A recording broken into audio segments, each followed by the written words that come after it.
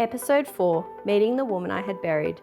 I'm Jackie Moran, and alongside my kinesiologist and intuitive healer Bernadette O'Connor, we're having honest, unscripted conversations about the journey that transformed my life. In this episode, I talk about the slow process of finding myself again through the tiny glimmers of hope, reconnecting with my intuition, and rediscovering the woman underneath years of survival. If you've ever wondered who you are outside of the roles you play, this conversation is for you. Healing wasn't becoming someone new. It was returning to the woman I had lost. Your words. So, let's paint the picture. One morning you woke up, you saw a woman at the end of the bed that was a younger version of you, and you had this moment of like, oh, I'm coming back to you. Yeah, No. How did it eventuate? I think it was just a gradual journey of self-discovery. So coming out of that darkness. Yeah. And gradually Finding the things that I liked that lit me up. Finding the small things that made me a little bit happy and wanting more of that and following the nudges into things that led me into the happiness. Was it a linear process? i.e. Nah. Now I'm rediscovering her. I'm free from the darkness. No. There was definitely times where I dipped back into that. Yeah, definitely darker days, definitely harder days, definitely times where something would trigger something, from the relationship or from the past or whatever, and it was rough. And my head would spiral back into where it was, and then I'd pull myself out of it and carry on. And take another step. Yeah. Who or what were really important in that phase? Like what experiences were important in like reconnecting you to you? I think like my friends were very important. Yeah. So were your friends important in that they would sit there and enable your victim? No. Did you want them to? No. So I what never did they wanted represent? Yeah, what did to they be the victim. They represented fun. Yeah. Yeah. So I guess like the two closest friends I had at the time when I was going through that kind of process were both single. And it was like, wow, we can hang out without anyone else around, like without the kids or without partners, and we can just be free and chat and listen to music and have fun. Cook each other dinner, and like it was like, this is cool. This is fun. I like this. So like, friends definitely helped. What about the dating scene? The dating scene. The dating scene. Whew. Because that, when we start to go, okay, I'm coming back out into life. Yeah. And I'm now a single woman. Did you desire a relationship? I think at first I kind of did. I will be honest, like at first I was trying to fill a void. Yeah, okay. I was kind of like, so that little piece of my puzzle's empty, so. Yeah, and I don't know that he was even that conscious. I think it was just like, oh, I've got time, I may as well start another relationship. Yeah. I kind of thought, that's what you do, right? Like you go from one to another. And I was like, hang on a minute, I've got some self-growth to do. I need to take my time. So I did, I dated a little bit and no one really lasted. I'd get a couple of weeks in and go, not loving this. Yeah. And you honoured that? And I honoured that. Even though there would have been some part of your subconscious and your old programming going, being in a relationship is safe. Yes. And we want that. That's easy. That's easy. I know how to do this. I know how to abandon myself. I know how to not listen to the nudge that says, nah. Yeah. And so what one did you listen to? I listened to the one that was like, no, this isn't what I want. I've come too far to go, yeah, I'll settle. Yeah. I will never settle again. Yeah. But, you know, like that's hard to learn as well. That's something that takes a bit of time, and you go, actually, this doesn't feel right, or I'm not any more happy in this than I was before. So why would I choose the same thing again? Yeah. So why would I give to that woman that I'm rediscovering something more of the same? Yeah. Yeah. It's just asking the universe for more of the same. And that's no disrespect to your ex-husband or it's just it's more going, if I'm rediscovering a lost version of myself. If I step back into the same thing, I'm not going forwards, am I? I'm not finding her. I'm just actually replicating what I was. Yeah. So were your friendships different? Yeah. So I think the friends that I drifted closer to during that time were probably in similar circumstances that understood what that single life is like. Because it is very different. It's very different. And not everyone understands that, and they don't need to understand that. But I guess it made it easier to connect with my friends that were in a similar situation. And yeah, I think. Was it tempting to get lost in any of those worlds, whether it be, you know, the single woman, the newly single woman world, the newly dating world? Was it tempting to get lost in those and move away from your path? Yeah, I think so. You can get very easily distracted, especially with dating. And I could have got really lost in, I'll just go along with whatever someone else wants and I will follow what they want and we'll live this happy life and whatever. And I was just it feels good, doesn't it? There's elements that feel great. When you're out having fun and when you're connecting with somebody for the first time and there's a spark, that's all really attractive. Yeah. And when you've been on a growth path for a while, sometimes it can get a bit, it's not boring, isn't the right word. It can get a bit onerous. Yeah. It's like unconsciously we can go, I just want to break from that and I just want to have some fun. Is that okay? Yeah. It's fun. What's the red flag? The red flag is when you abandon yourself. Yeah. When you get lost in the artificial world. Yeah. Yeah. And you don't follow your truth anymore. Yeah.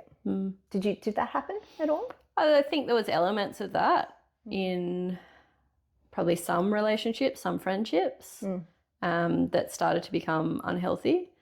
And it was like, oh, I could really lose myself here. And I don't want that to happen. Yeah. So isn't it interesting that we go, your biggest red flag for yourself is, am I going to lose myself in this? Yeah.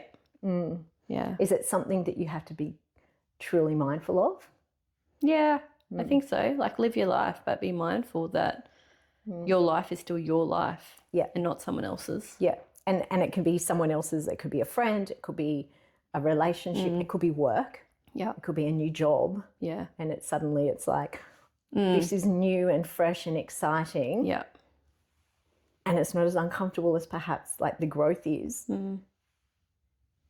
But I can give all my energy to that and get lost in it. Yeah. Yeah. And, you know, from experience, I've seen a lot of women come out of relationships and they, you know, beautifully end up in a new relationship and then there's, you know, a new house and a new baby and before they realise that they've just replicated the old. Yeah. Yeah. Because to continue that path of keep honouring yourself. Yeah. I mean, that's a lifetime commitment, right? Yep. Yeah. Much more important than commitment to anyone or any other thing. Yeah. Did you have any clue of that concept before? Nah. When do you think that concept landed, that the greatest commitment that I have in this life is to myself? I don't know what the point would be. I think it was just it kind of slowly filtered in. And it was probably when I was dating and starting to get to know people, and I'd kind of get a couple of weeks in and just be like, no, I'm not willing to accept this. I started to stand up for myself. Ooh, and I hear the word boundary just like lingering there. It's like, so, did you have boundaries in the past? Nah. At work? No. At home? Not really. Like with your hubby? Not really. I don't feel like I really needed them. Like I think because we'd been together for so long, like he kind of knew. Yeah. He knew. When he was pushing. Well, yeah.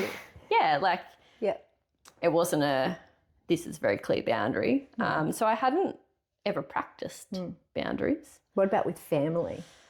Like with your mum, your dad, your brothers? Definitely not. Was that something you'd been modelled? Not really. No. Because it's a different language, isn't it? It is. It's something that, we talk about and we talk about with our children, but it's not necessarily something that was discussed with us. No. No. Yeah. I think it's definitely more talked about now as well. And it is important. Yeah. But I was not aware of what my boundaries should be or what I was comfortable with setting as boundaries, and wasn't until like a bit of experience of dating and discovery and that kind of thing that I was like, actually, this isn't okay. I'm not willing to accept this. Or so when you were rediscovering the woman that you had lost, did that woman have boundaries? Or did you have to? Yeah. I think it was something I really had to learn. This is intriguing. It's like when we reconnect to lost aspects of ourselves, she's not a full and complete version. Yeah. Nor will we ever be. Yeah. Right. But then it's through the lived experience that you start to gift her and expand her into someone more. So you found or you reconnected to that lost version of you, and then you expanded and grew her. Yeah. Do you love her? Yeah. Is she awesome? Yeah, she's pretty cool. Yeah. And yet you would have had no clue that this version of you could have ever existed. No. Yeah. Okay. When you're sitting here now and sitting in front of cameras and microphone and being asked questions, and we do this often without the cameras and the microphone. We do. It's very different. And we talk and we ask questions, and but your nervous system is quite relaxed, really, despite the situation. Yeah. How have you learnt to regulate your nervous system through this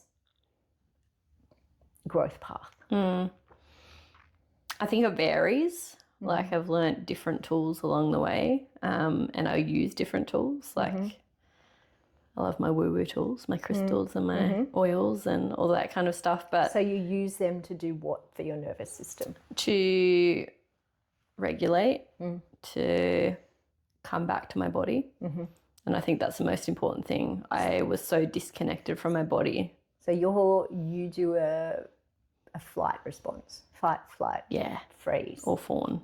Yeah, just shut off. Just shut off, So it's like I tend to leave, or I just shut off completely and dissociate. Yeah. When did you start to become aware of your nervous system responses? Because, we can talk nervous system and we can talk about regulating nervous system, and there's lots of information out there around that. So we can become very informed. But unless you've got awareness of your nervous system in action, if you will, it's very hard to regulate. Yeah. Right? You might have all the tools, but so when did you become aware of your nervous system's responses? Because when we're in survival, right, we're in a heightened state. Yes. Our nervous system is in a sympathetic state constantly. So we don't know any different. That's the norm. Right? Yes. And so you don't know that, hey, I need to be aware of my nervous system because it's only ever existed like this. Yeah. So then to come out of it Yep. and into a stressful situation, Yep. how then did you start to become aware of your nervous system altering? I think it's really hard to look back and think about that, because I was doing a lot of different therapies at the time. It was like, you know, when everything's hard and you think, I'll just try anything. Yeah, yeah. So I think like very early on when I'd left, I started doing Kundalini yoga, which is like trauma release kind of stuff. And that even in itself was very enlightening, because it was like, oh, you can't take a breath in and out without feeling like you're going to die, like feeling like you're going to panic. And I knew that, like I knew that that was my normal, because even when I'd go and have a massage and they'd say, like, take a deep breath in and hold, and I'd be like, when can I breathe out? And you'd get a surge And of I'd panic. get a panic. Yeah. And I was like, So when people say, just calm down and take 10 deep breaths, yeah, I'd be like, it elicits a stress response. Yeah. Yeah. So I think, So you know, over time that changed, but Yeah. Yeah. Is it that to become aware of your nervous system responding in a particular way, you have to know the opposite? I think so, yeah. So when you finally go, oh, yeah. I think I may know what it feels like to be centered and calm, Yeah. i.e. to be in a parasympathetic state. Yep. So once you practice that, Yep. and that becomes a little bit more familiar, not a constant state of being, because nobody, except maybe some yoga guru, is in that state. Yeah. But when you practice it enough, then when you're not in it, you now are aware Yes.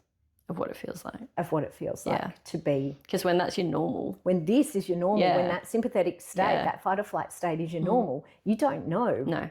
It's just, this is how I roll. Yeah, this is how I roll. Highly wired, and I can't relax and I'm fine. But like, you know, like I just could not sit still. Can't switch off. I was just always on the go. Whether like I was keeping myself busy because I didn't want to stop, maybe. Yeah. You know, life was it's just busy. I had learned young behaviour. kids. Like, it was hectic. But And it's a very busy modern world that is, keeps us going, yes. so that we don't have those times of calm and centeredness. So was there one practice in particular? Like, are you a big meditator? I'm not. No. So because a lot of people go, okay, I need to meditate so I can get my centered and calm states. And then I know when I'm not regulated, and then I can practice to what I need to bring myself back in. You know me, I'm a very grounded, Yeah. grounded spiritual. Yeah. I would call myself. I don't do. I don't meditate. I might do like visualization practices at night, and that's really just as simple as putting a hand on my heart, hand on my belly, and just breathing and thinking about something. Just the simple things. Yeah. Like, I've never done yoga apart from like Kundalini. Yeah. And it's not me. And I all think the there is things so that much information about like, you have to meditate, you have to do this, you have to do breath work, you have to do this. And I did try all of that. I did, and it just wasn't for me. Like, it's just not my thing.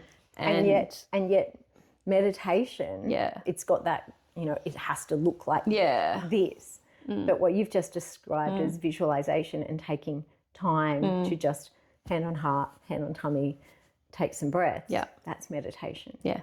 I know, like for me, going for a run is a meditative experience. You're a weird one. Me driving, and this has always been driving along the freeway from Newcastle to Sydney, is without kids in the car. Yeah. Without anybody, Different, without right? anybody in the car, Yeah. is a meditative experience, because it's like it's taking time. Meditation is taking time to be silent and still. Yeah. And you can take all the big obstacles and of what it should look like, but just taking time. And, you know, you went from not having space to having space. And so not running away from that, to just be still. And just be with yourself. Quiet and be with yourself. Not in here, but in here. Yeah. Yeah, that's meditation. Yeah. And so when you're in that space, like you're in a parasympathetic state. Yeah. So your nervous system is regulated. So now you know what it feels like. What it feels like. Yeah. And so like, when what you're is this? here, then you have an invitation to bring it back. Yeah. Now, are you going to do that every time? Not necessarily, but at least you've got the awareness. Yeah. How often are you in a calm, centered space these days? A lot. Yeah. Yeah. Yeah. When are you most calm and centered? When I'm just at home listening to music. Just whatever I want to put on. Just in my own surroundings. Just in life? Just in life. Doing But nothing isn't fancy. that like, that's like the gold medal. It's like, I'm not on the yoga mat. I'm not in Shavasana. I'm actually doing life. Yeah. And I'm calm and I'm centered in my humble view. That's spirituality. Yeah. That's living it. And you've got there. Doesn't mean that you don't get wired. No, Doesn't mean that you're not going to get hit by things don't trigger me. I absolutely do. Yeah. Yeah. And there's going to be challenges. Yeah. But what are you more confident in now? I'm confident in like myself and how to regulate myself and sit with discomfort if it comes up. And knowing myself better. And when we do know ourselves better, then we can navigate life. Easier. It's still not, I was thinking about this the other day. It's still not easy. No. It can be. Life There's is hard. definitely days that are easy. Yeah. It can be, it's not necessarily going to be easy, but it's easier. The challenges are easier to navigate because of that connection to self, a regulated nervous system, you know. That's kind of cool. And you're there. Most days.